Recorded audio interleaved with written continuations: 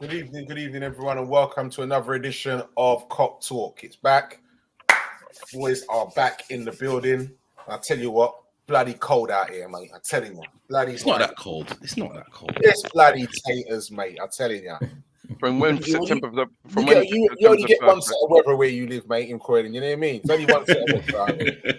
Understand? So you're used to that, geezer. Yeah. From the 1st of September, mate, it was winter. Yeah, tell him, mate. That was it. Everything's changed. So we're going to say good evening, Stoney. How are we doing, sir? Good evening. I'm fine. Thank you very much, RT. I'm good. I'm just looking forward to this evening's show. Lovely. Good evening, Preds. Good evening, everyone. Good evening. It's cold as well, but hey, it's like the foot premiership's been gone months, isn't it? That's what it feels like. It feels like that. Just get back into it. Good evening to our very own Mr. R&B. Loving that. I don't know what he's doing in Brighton and Hove colours. Yeah. I don't know what's going on there. Stoney mentioned it. I don't know what's going on there. We're going to have to have words about that. We are going to have to have words about that. But yeah, as Pred said, man, that was the first thing I was going to touch on. Actually, it feels like Pred's been away for ages. Hate these international breaks, but the one good thing I must say is that I'm sure that we're all glad that all players are back, no injuries. And also, it's also given some others a time to have a good rest and recoup and start getting back fit. I'm going to say good evening, Mr. Mark Foster. He's back with us again. Nice to have you back, Mark. Gentlemen, Brighton and Hove away at the weekend. New manager. Is it going to be that one where, that honeymoon period where they're up to impress the new manager and, they turn on the performance? Is Klopp's got options now to pick different players because different players are back fit? Kanate's back in training as well. So you've got other options. It's good news. Yeah, it's all good news. So, gentlemen, let's start with what we're going to kick off with. What you think your lineup is going to be for this weekend? Because bearing in mind that we do have quite a few games coming up now in that next week, so he's going to need to rotate. So, how do you think we're going to start off against Brighton? Then? I hope we start electric. I hope we start like we normally, we started previously. Like you said, Artie, we've got players back. He's had time. I think you missed the question there, son. It was what was your lineup? Oh, sorry, mate. Sorry. Yeah, I've just drifted. It's just cold weather, mate. It's affecting me. I don't know. You're listening to me in their headphones, mate. The lineup. Duran. The lineup. Hey, Duran. Hold, please, caller. The lineup. Well, I think the lineup's going to be Alisson, Trent, Matip, VVD, Robertson, and then we're going to have Fabinho, Thiago. No, Robbo's not back yet. Okay. Oh, he's not back. So that means it's going to be Tsimikas. Tsimikas, and then you got Fabinho, Thiago, and is Benson's back? Is he? No, he's still not fully. But I'll do my team afterwards. Yeah. Oh, I think Harvey Elliott's going to be in there, and then it's going to be Diaz on the left. I'm going to go for Bobby in the middle and Salah on the right. Okay.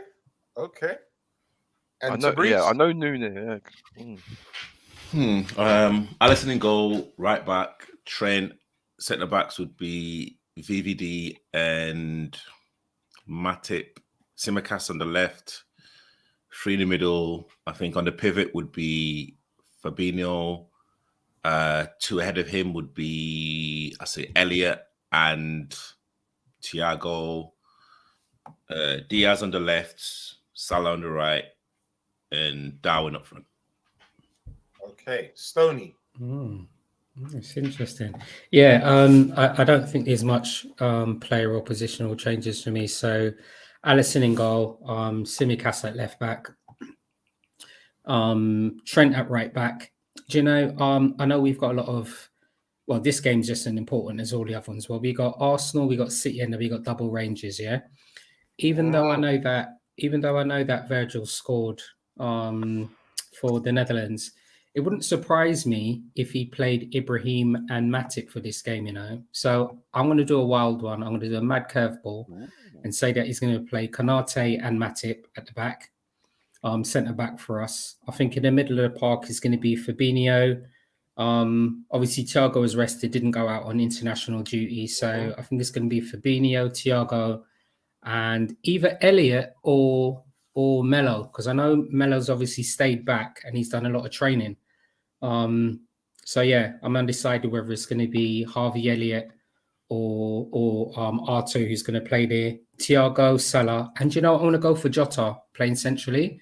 He had a really good game against Portugal as well, and at the moment he's against Portugal. I mean, so for Portugal, sorry. So even though I know Nunes obviously played really well, they played the two up front with Uruguay. He played up front with Suarez for the last game. But yeah, Jota, I just believe Jota's going to start against Brighton. So my starting lineup's a little bit indecisive, but for the reasons that I mentioned. Okay, yeah, and also Mark is saying that Jota scored for Portugal as well. So it looks like he might start. And Mark is saying Becca, Trent, Matip, VVD, Robbo. We're saying Robbo's still not fit, so that's going to be Simicast.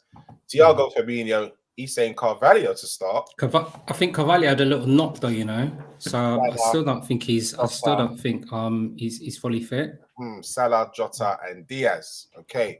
Also going to say big shouts goes out to Mr. Solo. Good evening, Mr. Solo. How you doing, sir? Shugsy, he's saying agreed with Tabrice's lineup. Konate ain't ready for this game. Too important of a game to throw him in straight away. The only thing that's what I was going to say is he's only just come back from injury. Is he that ready to go yet, or is he going to be on the bench and come on and get like 20 minutes at the end to start building up his match fitness? I'm not too sure on that one as well. And Shugsy saying Nunes has to start this one. Nunes, just type in the comments and tell me why does Nunes have to start this one? What is your thoughts on that?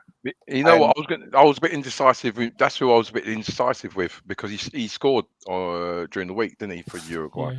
Yeah, as well. And set up by Suarez. And Suarez, so exactly. So who's a free agent, by the way? No, I don't want Suarez.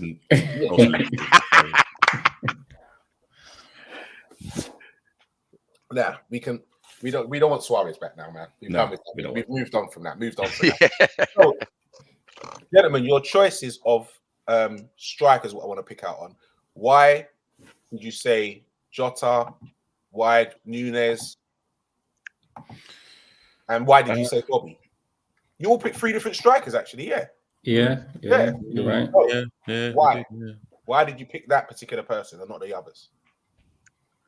I picked Bobby because I think he's starting to slowly but surely try play in the form that he played what he had some time ago. And slowly but surely his touches are coming back, his awareness. It's just a case of Diaz, Firmino and Salah gelling. And they just need to play games. But then with the amount of games that we're going to be playing, the players are not going to be able to gel because we're going to be rotating. But yeah, I just think Bobby's just that glue. And when Bobby's on it, like he has been recently, I think he's a good safe bet. And plus, he's got legs to come on during latter parts of the game. Okay. And Stoney, you picked Jota. Yeah. So I picked Diaz, Jota, and Salah as well. I think the Portugal game, you can clearly. I mean, for me, just an individual observation. Jota seems ready. He seems ready to come back in the fold. I know we're going to speak about the Brighton game afterwards, but the next games that we've got are all important. I think we are still blessed in terms of how we can rotate offensively, but I just think that it's Jota's time right now. I do believe that it will be a combination, as you said. It's probably that 50-50 thin line between whether it's going to be Jota or Nunes. We've purchased Nunes for the high volume that we did. Time's on his hands. I'm not impatient. I know that he's going to come good anyway. But yeah, I'm just going for Bobby. I'm just going for Jota. He just seems ready to get back in to that rich vein of form that he had before he got injured. And yeah, so me Jota, definitely Jota for that. Okay, Tabrice, and you said Darwin. Yeah. In terms of how kind of Brighton play they have Dunk and they have another quite bullish centre back, and I think with Darwin, and of course, it's kind of not his fault, but he's kind of come to Liverpool with a huge reputation, with a huge fee, and we need our marquee player for this season to have the confidence. And we all know what strikers need. Strikers need goals and assists. And what better way, coming back from international duty, he's doing well. I'm going to come back, at home against Brighton, who literally have a new manager, a manager that they didn't actually want because of Potter going. So again, it's a completely new system. This is the perfect opportunity for him to come in and to actually now find his feet. I'm actually glad people are not talking about him, and I think this is the type of game that will just suit his attributes. Okay. Well, still reckons that I think Suarez would be a good squad player. He still get a good 15 goals, which is definitely needed for us. Nunez is our big signing, and Klopp really likes his attributes. This game is perfect for him. Has had time to reset after his red and looking ready again after the international. Jota is the perfect sub. Okay. And also remember, Brighton beat United. But you know what? It's strange. You know what though? It's strange because now after hearing Tabrice and Stoney, I'm now like a bit like, yeah, they do make some great points, and I'm now thinking,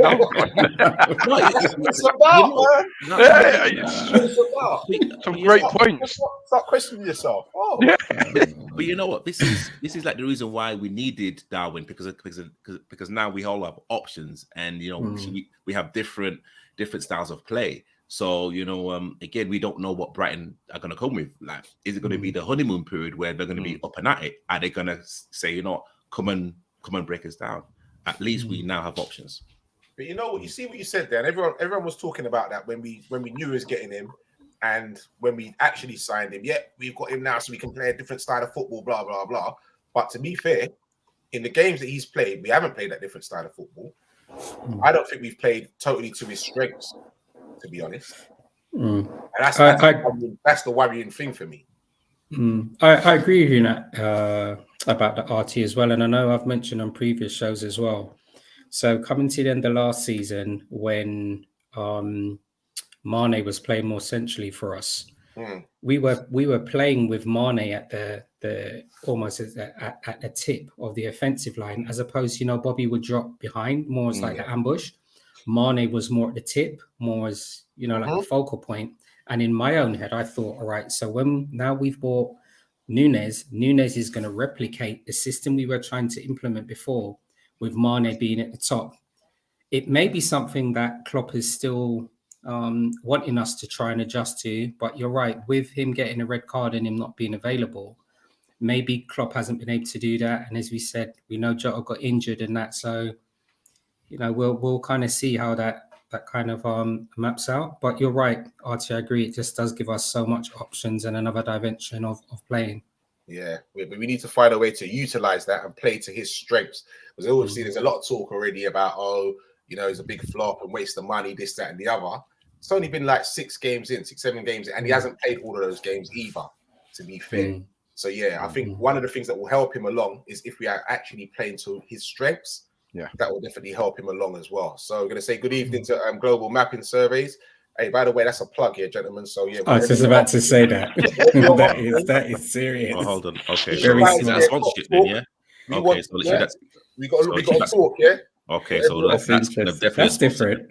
Well, if you're looking for sponsorship, you know what I mean. Nunez wing, not as a centre striker. That's smart. Shugsy saying, you say we ain't played to Darwin's strengths, but he has out for 3 matches as well as numerous injuries to creative players and an exhausted squad after the quad attempt. Okay, I agree with that. Right. Our still point is, even when he did play, and you have got your two main wingers on the pitch. They haven't been injured. Diaz has been there. Saliba's been there. And you tell me how many crosses have they put in for him? None. The guy's a danger in the air, and he's had peanuts to feed off.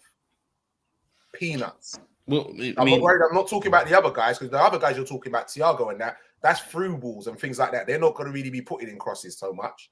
Even Trent's one of our what do you call it, best crossers, and he's not being fed, man. You know what they remember what they say about Sean Goater? Feed the goat. Feed the goat. Feed the goat, man. But I mean, is he? And again, like maybe like this is my ignorance here, but is he powerful in the air, or literally are we just saying he's going to be a target man because of his height? Because, and again, literally, I hate making this kind of similarity, but Haaland's he's tall, but you don't see him having those Duncan Ferguson bullet headers. Like they play to his strengths. I think Nunes as in the air is quite aggressive. Yeah. And I mean, and to be fair, every time I've seen him the last few weeks, and I'm watching videos of him with goals, he scores different variety of goals, but the majority of his goals is when people are just crossing the ball and then he's going to attack it. And I think he is quite strong and aggressive in that manner. So yeah, I just don't get why we don't feed him. And it was a good header for Uruguay. He tucked it away very well. Very confidently, I must say. He normally does the one where they hang it up and he can go and run onto it. He's one of those where he can go and make the front post run, and he can do the glancing header from there. He is quite good in the air. Yeah, so 100%. Just hope he's even better with his feet. 100%.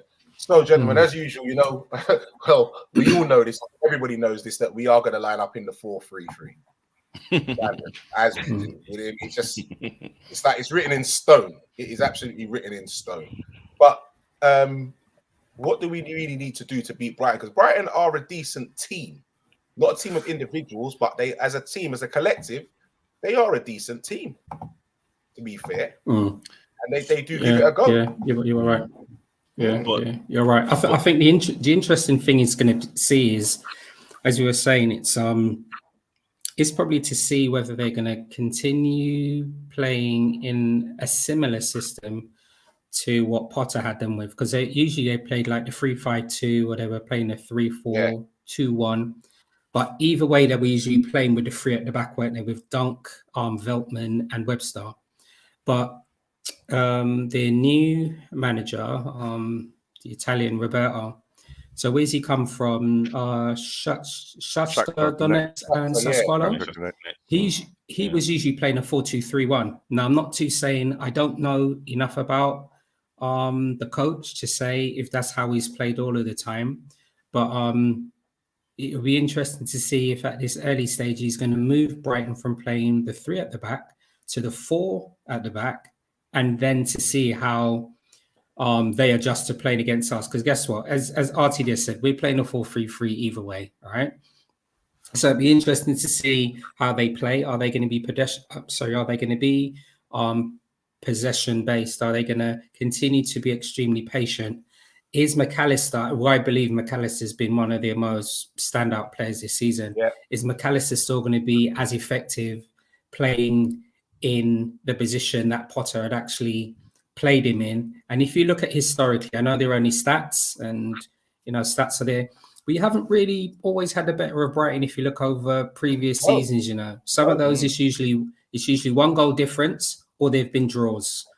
Someone in the comments question and see if you can go through the history and give us a little rundown on what the results have been over the last few years. But to our knowledge, it's usually just 1 goal deciders, or they've been draws, and that's even been at Anfield as well. So lots of different variables to see how this game on Saturday will play out for us. I'll be surprised if they actually change anything. I think the new manager will probably come in. They've got Brighton, by the way, have got this structure. They've been doing it for years, and they've got this structure how they play, and it goes from academy all the way up. My son was there, and it's a lovely club. But the way they play football, they do it as a team, as a club, i.e., right, the manager's got to fit into the club's philosophy rather than the other way round. So I'd be surprised if he does make any drastic change, and I'd be very surprised if they deviate from the free front, the formation that they've been playing this season, because they've been doing really well. And like Stoney said about McAllister playing really well, and they've lost Mupe. Is it Mupe? Yeah. He's gone to Everton. He's gone. Yeah, he's got. So you got to think that he was their main man for years, and then they got rid of they sold him, but they're still doing well. Yeah, I mean, they've got Trossard, who which I think can actually play at a higher level. No disrespect to like Brighton, but I mean, I think the common denominator is Graham Potter. He made the right changes at the right time. He got Welbeck playing like he should be playing for England right now. Yeah, it's true. And again, it's that kind of balancing act. Will they have that honeymoon bounce back effect? But again, Brighton didn't want to lose Potter, so it wasn't as if they were losing. It's like, we can, we were forced to this change. Big club came calling, isn't it? Yeah. So but yeah, I mean, again, I think Liverpool owe the fans and she owe themselves, a big performance. I'd be like happy with a kind of own goal 90th minute win, but now we've got to get that momentum. We kind of have to now start putting serious kind of goals on the board and kind of get our goal difference to a level where people are now looking at. We need to go on a run. We need to go on a run. 100%. Without doubt. Have to go on a run, man. And that's not. It's right now with some of the games we've got coming up. It's not an easy ask. You understand? So that's not. You could say that this is a half decent game to get you in the mood to start on that run, because we've got some big games coming up, as we said, Arsenal and City and all that. So. Yeah, it is. But that's what they say. But that's what they say, though, isn't it? You have to play the big games to win the prizes. Yeah, of course. I mean, we have to play. We have to be prepared to play. Arsenal's and Man City now, because we have to turn up. We've got no other option.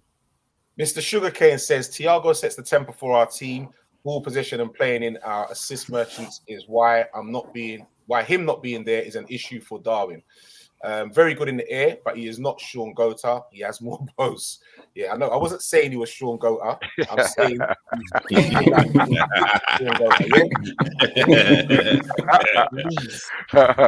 Darwin's style of play is more similar to Torres, by the way. So this Andy Carroll talk from rival fans is nonsense. They only called him Andy Carroll because of the hairstyle. That's it. If he didn't have that hairstyle, that's what they wouldn't call him. It's only because of the hairstyle. And by the way, have you seen Simicast has copied him? Yeah. Is it? Okay. Yeah, he's copied him with a little thing. To make you feel comfortable. Yeah. He's crazy, man. It's the worst hairdo in the world, but there you go. Yeah. So, gentlemen, Trent, Mr. Alexander-Arnold. Is he back in the news, is he? What has he done? Did he ever get out of the news? What do you mean? Not being picked for England. Left out for England. How do you think that would affect him? Not at all. I think if, as he said, if anybody can go back and watch, I think it was either the last show or the show prior to that. I said it on the show. I'm selfish. I actually don't care if he don't play for England for now, as long as he's fit to represent Liverpool. That's me. I'm just selfish. If other fans, if Gareth Southgate feels that Trent is not at the level where he can fit into the system in which Gareth Southgate wants to play, then so be it. Does it tarnish Trent's ability or his development? No, he's still a young person. He's still in a position to obviously be coached by Klopp and our coaching staff. And I'm confident that he's going to come good. All players have this, but it just seems like at the moment, in my opinion, people are looking to chip away at some of the cracks in Liverpool, and Trent's clearly a target. I reckon he's going to be galvanised from it.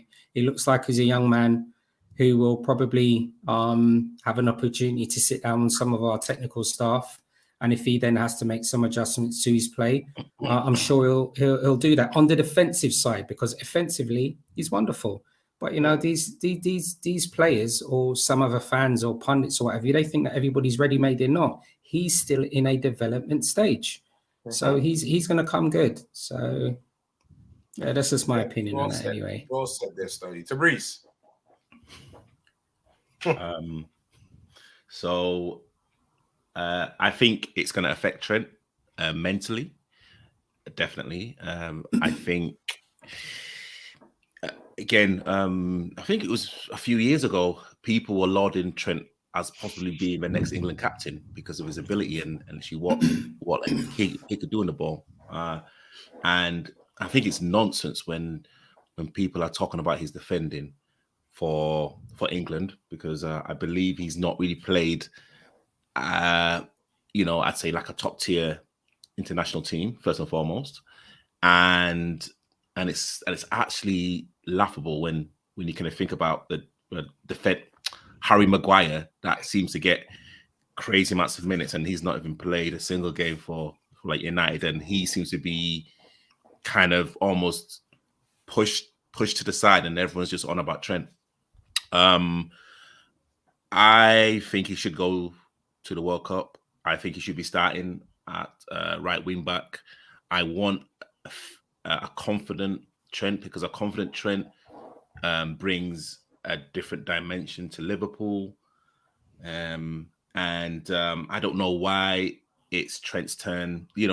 Everyone was saying about this when Sterling was in and out the team, when other kind of technical and amazing players, but yeah, it's appalling to me, and I really hope that Trent's got a really good support network to actually help him through this probably tough time.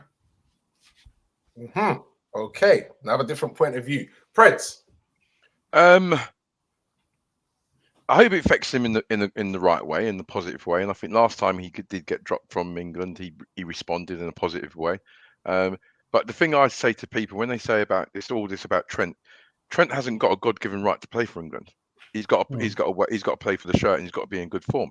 At this particular time, if you're talking about football, there are probably other right backs who are in better form than Trent at the moment. So, hence him not being selected in the squad. It's part and parcel of football. So with that in mind, he just needs to go away and concentrate on what he does for himself and what he does for Liverpool FC. If England come knocking, I'm sure that's another subject altogether. But like Stoney said, we all, I think a lot of people forget, and it's this country, and it winds me up, where we laud them. We laud these players, and we say they're fantastic, they're great, they're world class, and then a little dip, and all of a sudden they're this worst player in the world overnight. Simple, man. They have to sell papers, man. That's they do. And with the internet now, they have to sell more papers than before. Yeah, absolutely. Yeah. So I hope it affects. I hope he comes through it, and he comes, and we see the benefit of that change. Well, some of the reports I was reading and whatever, and my thoughts as well, I do think it's going to have a little effect on him mentally. I do believe that. Like you said, Prince, I do hope he takes it and then, turns it into a positive. Well, I'll show you why you shouldn't drop me, to be fair. But I do think so, because I think he's like, he also believes it is his God-given right to be starting in that team. And especially, I think he'll even think even more so when you see players like Maguire getting picked. And Luke Shaw as well. Yeah. Both of them. When you see them getting picked, and then Maguire has a performance like that as well. It's like, are you serious? Questions have to be asked. Well, could you see me here? Like, come on, man. Yeah, I think it's ridiculous. Yeah. And Gareth Southgate saying that he picks players on form. So what form did he sit nicely on the bench? Was it? Did he get splinters nicely in his bottom or what? I don't get it, because those are his words. I pick players on form, but he hasn't. Well, Kossi, I don't want to make this into a kind of England debate, but everyone knows that the England manager always goes to type in terms of like the players that he trusts. And like the biggest issue that I kind of find about the whole thing is that Gareth Southgate openly said that Trippier overall is better than Trent. So like he's publicly demeaning, or I don't know what he was trying to do. Yeah. Because okay, so why don't you go through every player and say the players that are like above those players? Why is it Trent that you're just singling out there? Why can't you just keep your mouth shut and like talk to your backroom staff about it? Exactly. Like, you know what I mean? So it's not football. It's not football etiquette, is it, for managers to go out there and say that? And furthermore, he's a national player. He's a national manager. Like, you shouldn't be going around and making those sort of comments, even if it's a comment that he feels that it might kind of kick Trent up the arse. But like Teresa said, like, why don't you just take the lad in, talk to him, get your coaching staff, get your coaching staff, look after the lad. You've got to look after him because again, like we all talk about like the stresses of being an elite footballer. We all talk about mental health as men and literally what like that causes. Again, let's kind of put like the football, situation aside. How would we sleep well if the manager said, you know what, Artie, Mr. Sinclair overall is better than you. So I'm not too sure. I hope you're not talking about Frank Sinclair, bro.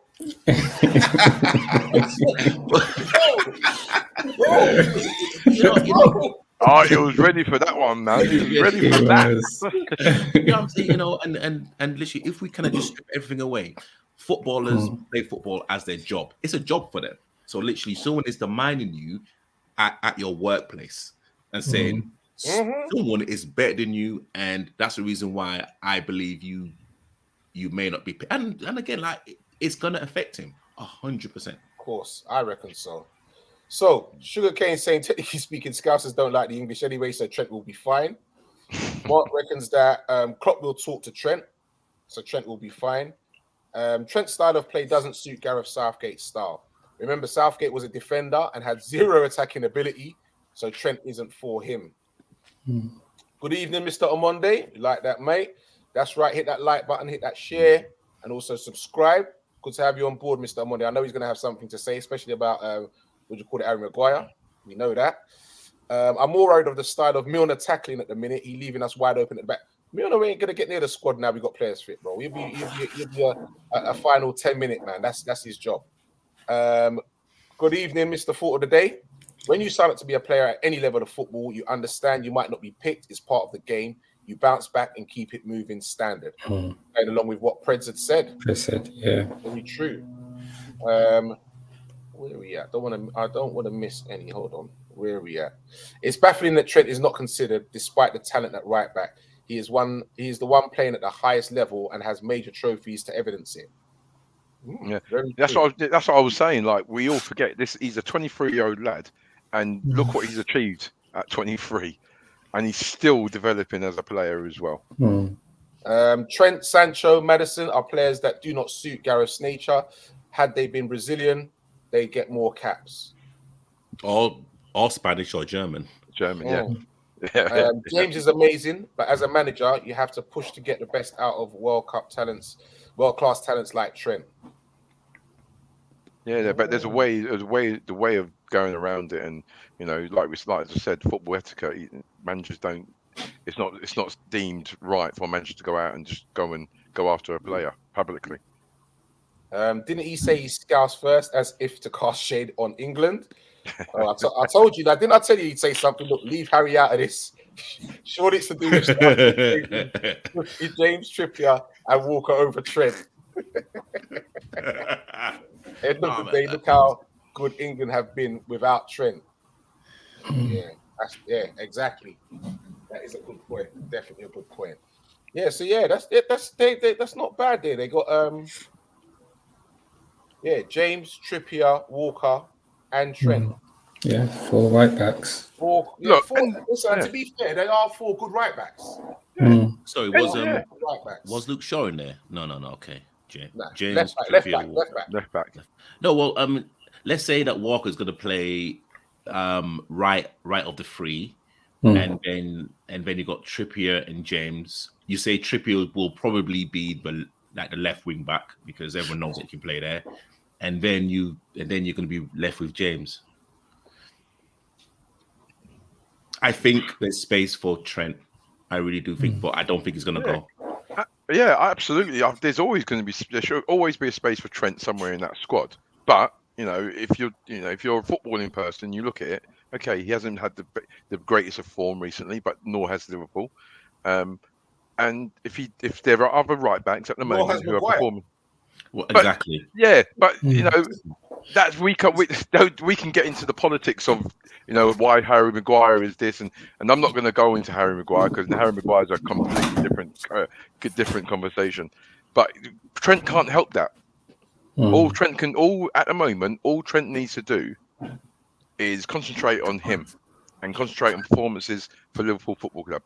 If his performances for Liverpool Football Club go back to the standard that we all know and love, then him being in the England squad is not a conversation because he's going to be there on merit because he's played well.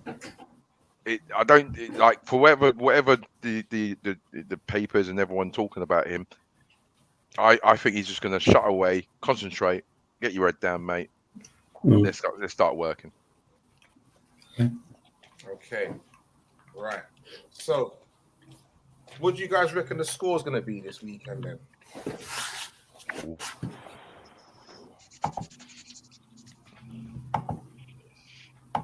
But you guys are quiet. You're not confident. Okay. I'll go ahead. I'll go ahead. I don't mind. I'll go ahead. So I think we're going to win 2-1.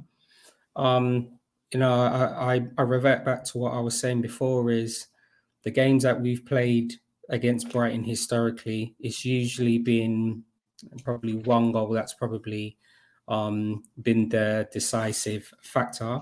And a lot of the games we played against Brighton, they've been draws. So I think we're going to win 2-1. What I would like is, if it is the 2-1, I want it to be an amazing performance. And the reason why I say that is, going back to what you guys were saying, at the beginning of the show, we could be potentially playing the Arsenal, who are currently top of the league, regardless of whether anybody likes Arsenal or not. Doesn't matter. They're currently top of the league. They played 7 games and won 6, so they're currently in form. And then we've got City. You know what that fixture holds. And then we got double Rangers in the Champions League, and that is not going to be easy. So for me, 2-1 victory for us, but I want it to be a very, very, very good performance. Okay. Well, I mean, going to Reece. No, mate. You know what, Stoney? I agree with you. I think it's a bit 2-1, 3-2. I think fingers crossed. I really hope that Trent scores. But as long as we put in a decent performance, and we can see a dramatic improvement, I'll be happy, because again, exactly what Stoney said. Like, the games that are coming up now, thick and fast before the World Cup, we need to be in the right position to actually kind of attack the top 4 once the World Cup's gone. Okay, Preds. I'm going to stick up for my goalkeepers union, and I'm going to say 2-0. We're gonna get a clean sheet. Ali's going to get a clean sheet. I've got to back him up. Got to back the keeper. But I think in the last 5-6 games, I think we've won 3, lost 1, drawn 1 against them at home. So it's going to be tight. But yeah, I believe we're going to win 2-0. Okay. I'm going for. What about yourself, RT? I'm going for a 2-1. 2-1. I'm going for a 2-1. Yeah, 2-1. I reckon it's going to be. Okay. Sugarcane saying, sorry, Walker is the weak link from the 4 right backs. He just has speed, and James and Trent are the creme de la creme. On Monday saying, reminds me of when Maicon has started ahead of Dani Alves for Brazil. Europe and the rest of the world laughing at England for not being able to incorporate Trent. Mark Foster saying 3-1 to Liverpool. 4-0 home win. Darwin, Salah 2, Nunes, Trent 3 assists. Hey, listen, that would be brilliant, innit? That would just be brilliant. Hey, it's not beyond the realms of impossibility, Yeah, mate. It You know what I definitely mean? isn't. It can happen. Diaz, Trent, Salah, and a Welbeck goal. Tough game. Brighton will have the new manager effect and can be determined not to lose. We spoke about that on Monday. We did mention that. Yeah, we definitely did mention that. Yeah, so I reckon it'll be a 2-1. So, gentlemen, who is going to be our danger man? Who is our danger man against Brighton? Who are we really looking to? Well, I've got to be honest. Like, Tabrice and Stoney just messed me right up with my thought process. My thought process is all over the place. I'm like, there's a great argument for Darwin, and it's great stage for him to come in, and it's his type of game, and ruffle a few feathers, and as long as he gets the service, he'll do well. And then on the other side, you've got Jota, who's itching to get back, and I like Jota. I really do like Jota. He's come in and he's been there 2 years now, and he just hit the ground running. And I didn't think he would fit, in all honesty, but I'm always happy to be proven wrong. So yeah, I think whoever plays centrally has to be our danger man. Okay, Stoney. Jota. Jota, Yeah. For me, it's a Stonewall Jota. Whether he starts or whether he comes onto the pitch, my star man is going to be Jota for us. Okay, and Tabrice? I'm gonna go either Diaz or Javi Elliott. I think Diaz. Of course, everyone kind of knows exactly what he brings to Liverpool, and I think again this is a center stage for like Javi Elliott. Had a decent game for the under 21s. Playing centrally, I think suits him. He's just honestly like his football IQ is so high, and actually, I think he will actually pick holes in that Brighton midfield to literally allow Darwin, even Trent, to actually kind of get like forward as much as possible and to kind of get us going. Okay. So, Mark's saying Diaz, Thiago, and Carvalho are danger men. But Suggsy makes a great point, gentlemen, which I think we missed.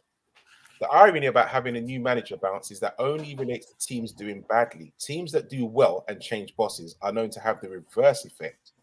That's a very good point, because normally when they bring in a new manager, it's because they've been doing badly. And then when they bring in that new manager, they get a little impetus and things change. That's a very good point, actually. That's that's kind of something that I said. I think I said something similar. It's like Brighton didn't want to change their manager. They kind of had to. So, but again, what Prez said as well is like, I don't think Brighton will change their type of style of play. It's just the fact that it's an unknown manager and we don't know his mannerisms and actually what he's looking to do. I think personally, it's going to be Diaz and Thiago will be our danger man.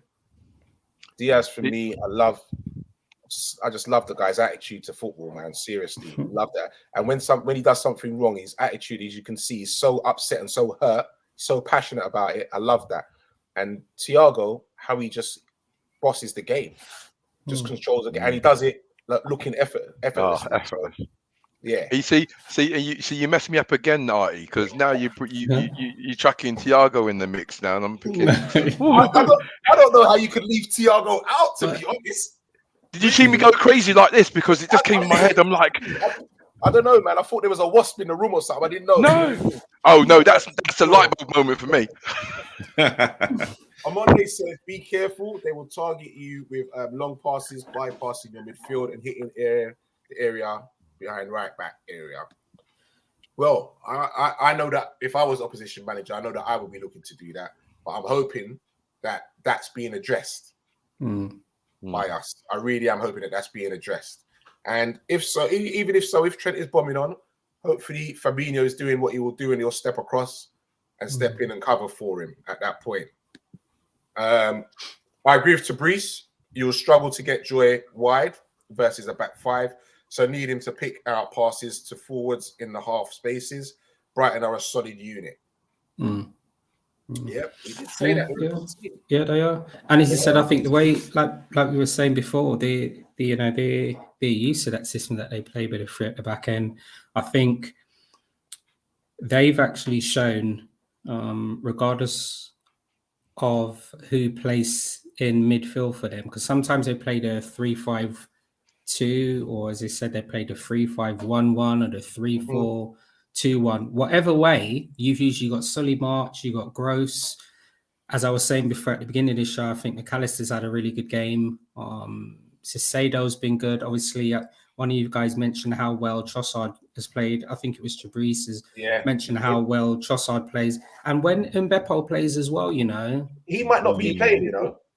Oh, okay. They were saying there was news about he's had a knock, so he might not be playing.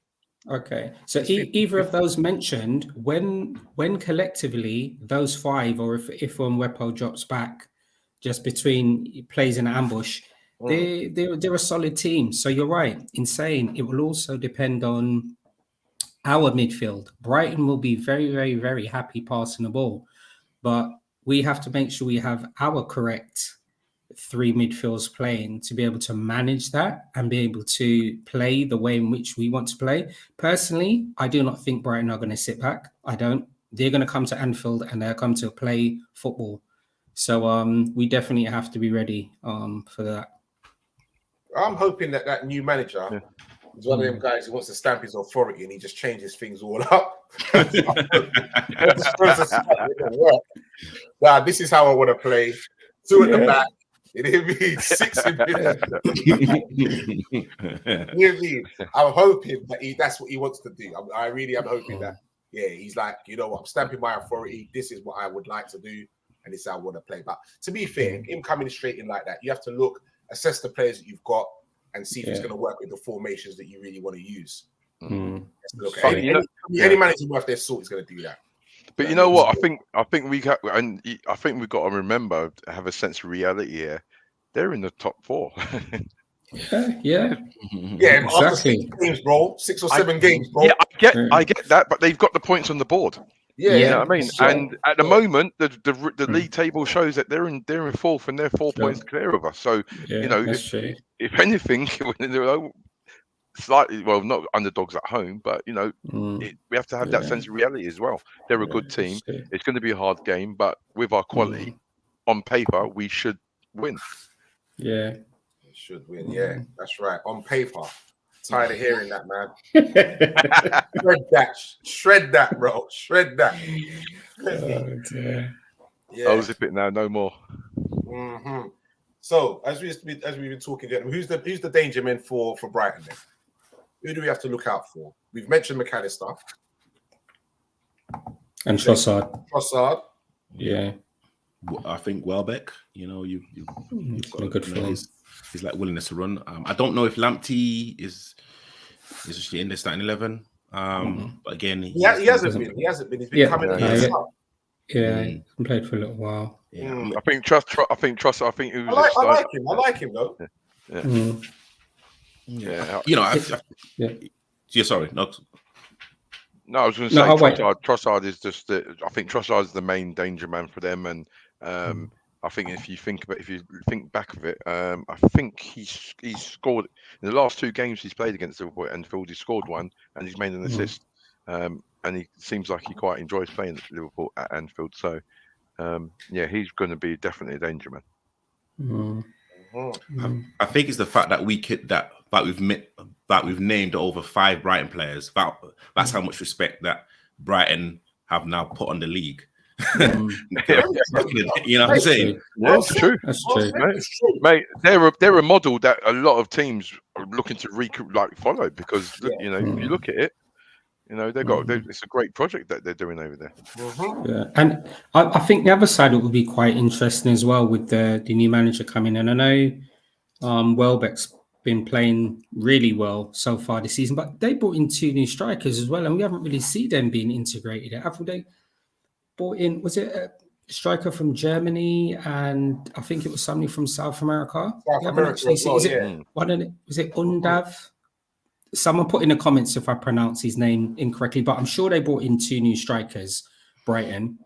So it'll be interesting to see how those players are actually integrated with the new Italian manager coming in. That would be good to see. Enoch, is it Enoch Mumbo or something like that? No, he's the one who plays in midfield. Yeah, because it's 2 strikers they bought in. I'm sure one was German, and they bought another striker in as well. There was 2. Yeah. Oh, Mbappe plays in midfield, isn't it? Yeah. Mbappe plays in midfield, but it's 2 new strikers they brought in. And they have brought in a striker. Yeah. Just don't know their names. Brighton attacking pool will be their biggest error. Forward line will punish them. P.S. Brighton ain't beaten any top teams. Yes, they beat United. I can't even laugh. I don't know why you got laughing there, because they've done us. Trossard is the difference for them. Lamptey is a bench boy under ex-boss, maybe due to multiple injuries. Mark is saying, Welbeck, we need to watch out, definitely, and on corners. The Germany striker is an international player too, as well, apparently. Okay. Yeah, I don't know their names. What do you say? One of their strikers is called something like Davis. Wow. Is that correct? Like, or is he winding us up? I'm sure you get about 60 points for that in Scrabble, you know. I know. I'm telling you. Crevice Blue. Someone put in the comments what the 2 strikers' names are. Please put me out my misery. I think there's Dennis Ondav. Yeah, that's it. That's the German guy. That's a German guy. And they've got someone from like Paraguay or someone as well, I think. But I don't know his name. Enciso or something like that, I think it may be. But I don't know his Ecuador. name. Oh, no. Ecuador. It's not from... No, it's not Ecuador. Hold on for a second. I think I've got it. Oh, so is that what you use when you're doing the quiz, Preds? No, mate. No, mate. No. Expose yourself neatly. Expose. I only do it for research purposes. For when we're having I'm just making sure that we're on point and we get accurate information, gentlemen. Okay. You know what I mean? Okay. Yeah. Hey, in Mr. Integrity, me. Oh, is that why you lose? Are you KV this guys? Yeah, I think KV's not here because he lost. He's still bitter. Okay, all right. So, someone's put it in. Excellent. Undav and Enciso.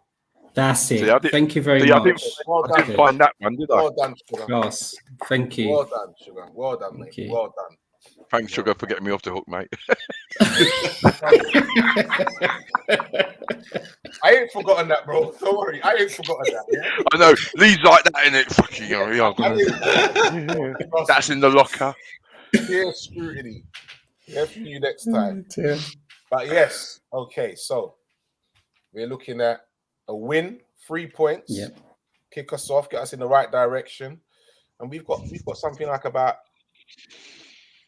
8 games this month. Yes, it's something. Yeah, it's gonna be quite heavy. 7, 8 games. So, yeah. Well, no rest for the wicked, I guess. Well, this is what it looks like, man. This is what it looks like. But the only good thing we can say is that a couple of players have come back, so we've got those as options, basically. But you know what? Yeah. Look after Thiago, man. Yeah. But you know what? I think I said it a couple of weeks ago, and I think Spree said it as well. Is that Liverpool are a team that need to keep playing, and I think this 8-game stretch might actually be a good thing, in respect of just we've trained, we've had probably a longer layoff than a lot of other teams as well. So, I do believe it could be a positive thing, and if we can get a run going. And we can get our game back on point, I think it'll be a good 8 games. Yeah. Well, I'll tell you what, it's going to be a tough 8 games, mate. I'll tell you that now. The Premiership's the toughest league in the world. 8 games. Exactly. Definitely tough 8 games. So let's hope we can rise to the occasion, gentlemen. Hold on, Artie. You've not mentioned your favorite topic. Which one's that, mate? Oh no. Hey?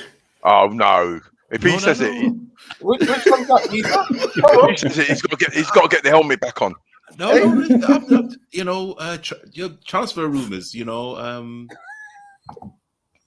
JB, like, you know, we not mentioned his name. Yeah, I'm trying not to. I think, all right. I've been discussing this during the week, actually, to be fair. There's been a lot flying about. And I think some of the reality is sitting in now that Real Madrid are trying to throw their hat into the ring. There's talk of, obviously, Man City being interested and Chelsea possibly wanting to get involved. Tom Bowley saying, that he wants to get involved with old Jude.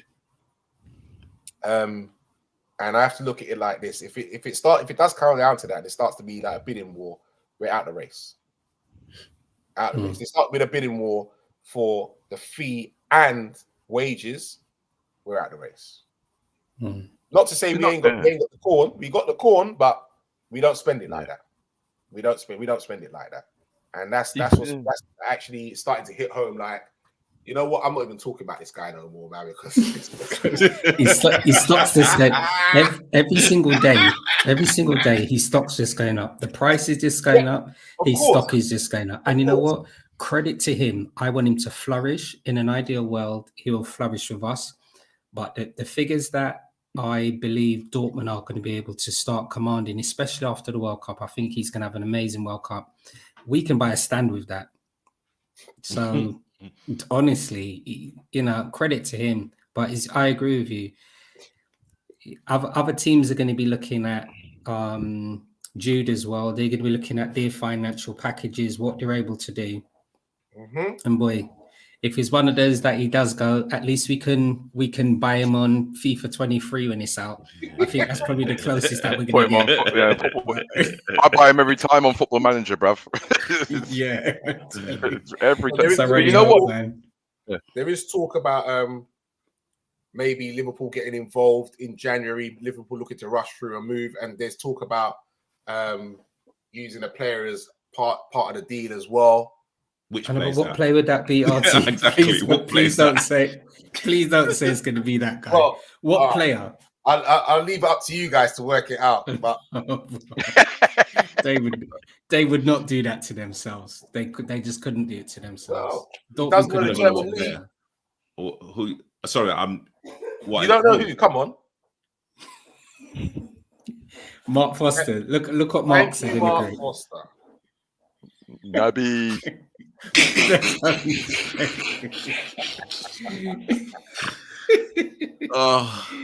wouldn't happen. Dortmund wouldn't do that to themselves. They wouldn't. No. You know what? Imagine if Real Madrid got Bellingham. Do you know? Don't say that. Their midfield is frightening already. Don't say that. Well, those are the ones you have to think about. But talking about that, as you did say that, transfers as well. And Mark has mentioned talk of Bobby. Not there. There was talk of, this is another thing. You see that I told you about Stoney, the stuff that I had prepared and I forgot it. I just mentioned that. It's just brought it back to me, actually. There's talk of us maybe doing a straight swap, no cash, straight swap deal, Bobby for Depay. Memphis Depay. Really? How old is Memphis Depay? I mean, he's had 3 years younger than Bobby.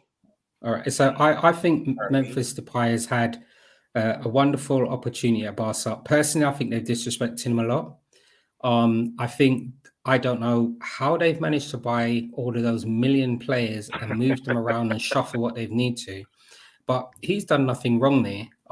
That would be interesting. You know what? That would be something we can speak about on another show. But that would be interesting.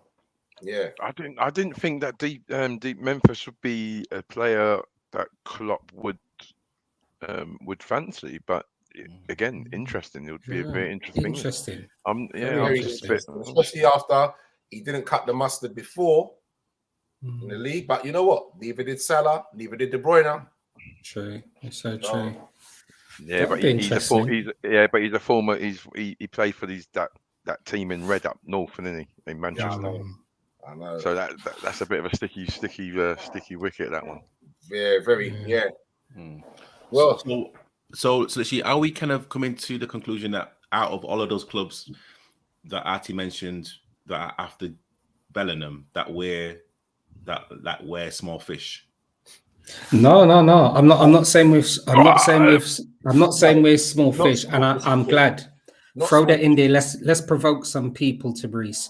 I just think with probably, if we're thinking of teams with the financial package, that if we were to be sitting at the table, that I believe their financial package for Jude, and I don't believe that he's just motivated by money. I believe the world's this man's oyster.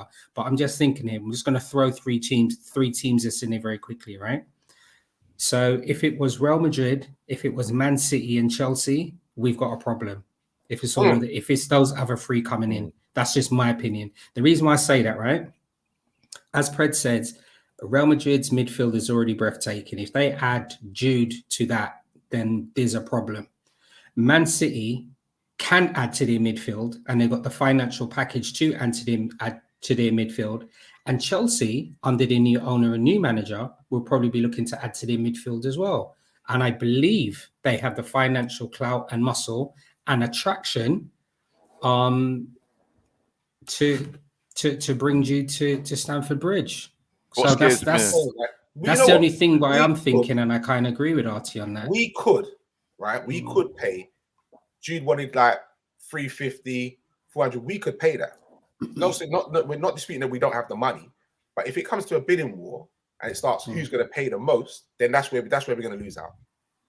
Not saying that we can't do it, but because we don't do it. Yeah. We work. I think structure. What scares me is that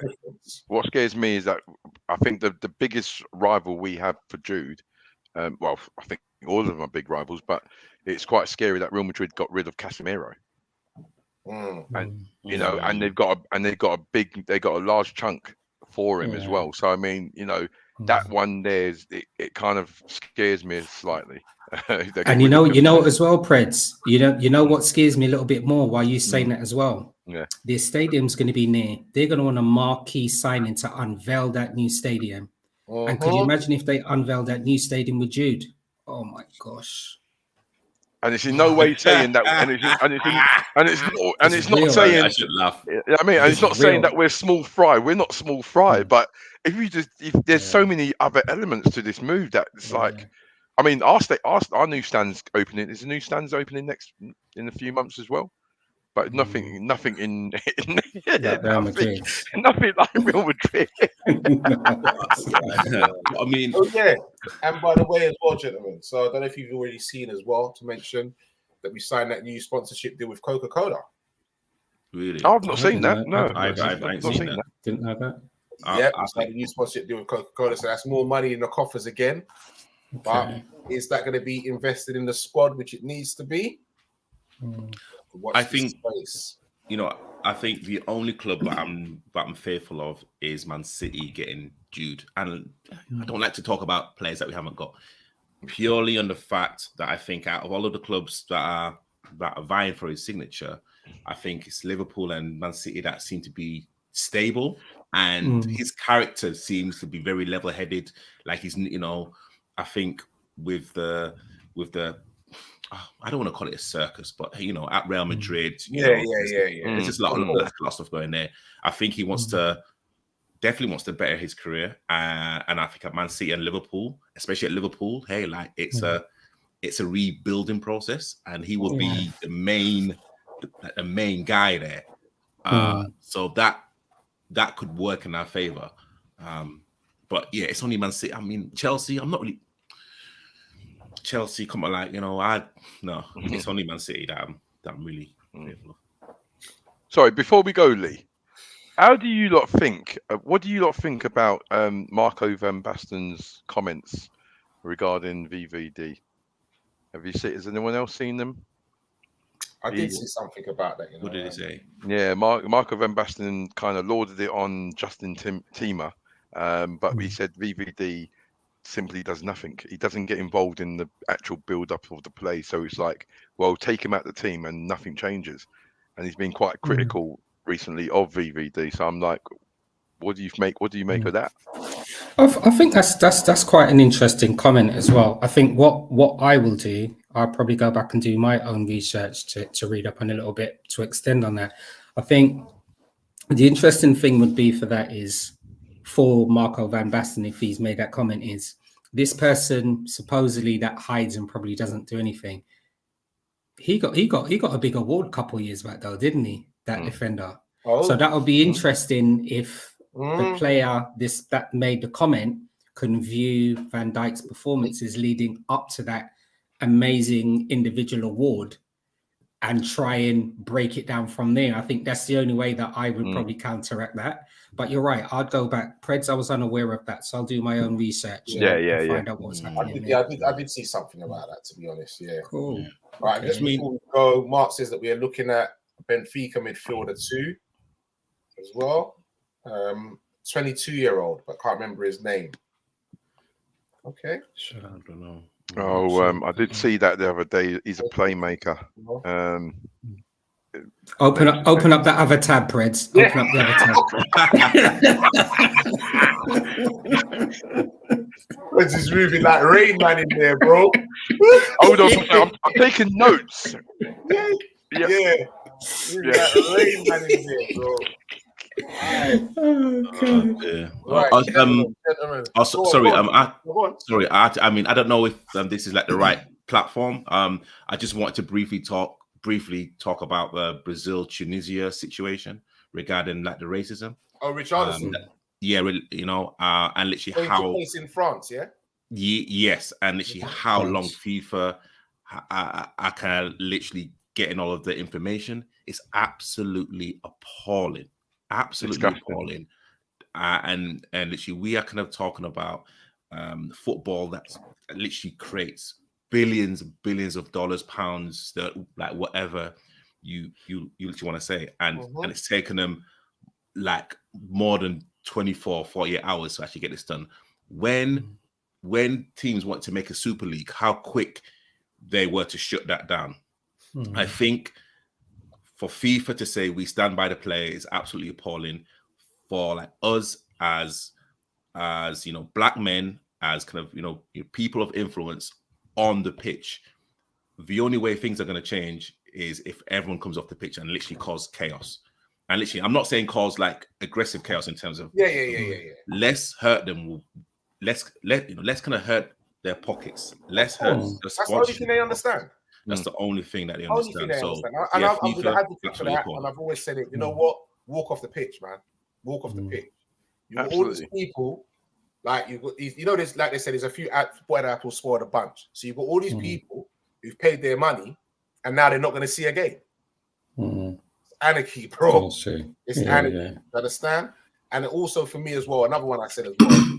If these people in the crowd and you're there and you can't be pointing out these people who are doing that, then like we always say, just as bad as you're part of the problem. Not the they're complicit, aren't they? Yeah, of course you are. Because you've got people around. You must know who it was. There's people around them who must know who it was. Do you understand? So you need to be coming forward and pointing these people out, or even on the day when it's happening, saying to the steward, "This is the guy here, or these are the guys here. These are the people here. These are the guys who need to be removed." Yeah. It's actually it's disgusting. It's disgusting, and to think that someone took the time to buy a banana on the way to a football game at some point. It's disgusting, absolutely disgusting. And it's just showing the real kind of face of world football and FIFA world. The FIFAs and what they care about, and what they care about is just money and nothing else. They want to put these big banners about kick out racism and we're all in it together. Like like it's absolutely. It's called a tick box, bro. Yeah. Tick box exercise. So you have to do those things to make it look like you're actually doing something. Yeah. And behind the scenes, nothing is really changing. Until a player goes into the crowd and physically hurts someone, and then of course that player will get fined. Then and more probably. Possibly. Just certain things are just not going to change. And they all say that they want football to be faster, better. But you know what? Why don't you make it safer for the players and for the spectators who literally the majority of them pay their money? They literally want to enjoy and be entertained, but these idiots kind of come and literally spoil it again. Just organized chaos. Come off the pitch and let the sponsors say what is going on here. Yeah. And the thing is, right, and the thing is, very quickly, is that this happened in the international stage, world stage. Now, if you have a look in it, there was I'm not going to mention the teams involved, but there was a game that nearly got abandoned in non-league football, where a player was allegedly racially abused to the point where the player actually jumped into the crowd to confront this person who allegedly shouted racist remarks, and the player's manager instantaneously said, "Right, boys, off." Now everyone else was as far as the story's going, people were saying, well, they're not sure if it's whatever was said, X, Y, and Z, but that's the stance we need to take. If any racial abuse any racial remarks have been heard by players, supporters, officials, the first thing you've got to do is listen. If one does it, they spoil it for all. All players get off. Make a mark, make a stand, and say, right, we are not prepared to suffer in 2022. We're not suffering. And I think the teammates should also be backing their players, man. Yeah. I mean, yeah, you're waiting for that. If you're what? You heard what? Okay, let's go, bro. That's it. You understand? Down tools. Let's go. Let's go. And until players of all levels are able to then take that stance, then things won't get better. But then the thing is that the powers that be, they threaten players and clubs with fines and not it's unsporting. It's unsporting to be walking off the pitch, It's but then to be abused when I'm doing my job. Exactly. You understand? Very unsporting to be abused when I'm doing my job. It's crap. It's crap. But the one thing that we always say, gentlemen, and it's for me, it goes to a lot of things, and this is another one like this: is unity is key. And if you stick together, this is where they can't hurt you. But it's when one says, "Oh boy, they're gonna hurt my pay packet." I'm not alluding to that, and this is where they get. This is where they get.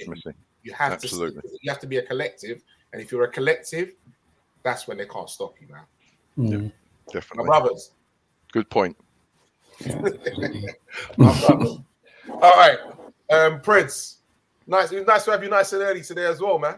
Yeah. By the way, listen, this is merchandise coming to a store near you very soon, ladies and gentlemen. Right, and your one, Lee, is on the print as we speak. Me, oh China. That's all I want to hear. Prez is like that an extra small. I'm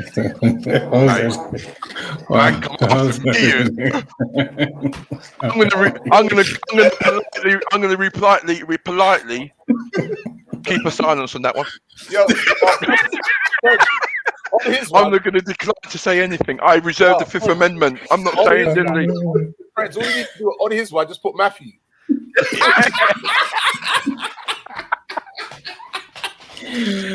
That's all you need to do on his one. That's it. For all the viewers, we all came on, and Tabriz was there, and I'm like, Tabriz, what subject are you learning at college today? It's been at college for about Matthew, boy. That's good. Tabriz, as usual, mate. But you know what? Next time, I don't want to see blue and white, bro. Yeah. Apologies. I want to see blue and white, man. You know what I mean? Yeah, that's it. That's the one. There, yo, peoples, you'll be able to get yours, yeah? So don't worry. You will be able to get yours. We'll tell you about them soon. Extra large as well. Mr. Stoney Browder, my brother. As always, take care, peoples. And we will see you soon. Remember, share the link, subscribe. But it's all about sharing. Sharing is caring. Take care, peoples. I love you in sign language.